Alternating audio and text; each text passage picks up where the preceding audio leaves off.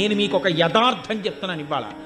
ఒక్కొక్కసారి ఏ దీక్ష లేకుండా అయ్యప్ప స్వామి గుడికి వెళ్ళినటువంటి కొంతమందికి అసలు జీవితంలో అయ్యప్ప దీక్ష తీసుకొని వాళ్ళు కొంతమంది ఆ గుడికి వెడితే 50 సార్లు దీక్ష తీసుకున్న వాళ్ళకన్నా కూడా అద్భుతమైన రీతిలో అయ్యప్పని సేవించుకునే అదృష్టాన్ని ఆయన ఇచ్చిన సందర్భాలు ఎన్నో ఉన్నాయి.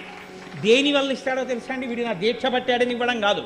వీడికి ధర్మమునందు అనురక్తి ఉంది, వీడికి వేదమునందు అనురక్తి ఉంది, వీడికి నా రూపమునందు అనురక్తి ఉంది, ఈశ్వరుడి యందు అనురక్తి ఉంది. అది ఆయనకి చాలు. నీవు విష్ణు భక్తుడవైనా అయ్యప్ప భక్తుడవే, శివభక్తుడవైనా అయ్యప్ప భక్తుడవే, శాక్తేయుడవైనా అయ్యప్ప భక్తుడవే. నువ్వు ఏ రూపాన్ని భక్తితో కొలిచి వేదాన్ని నమ్మి జీవించినా నువ్వు అయ్యప్పని చేరుకోగలవు. అది ఆయన గొప్పతనం.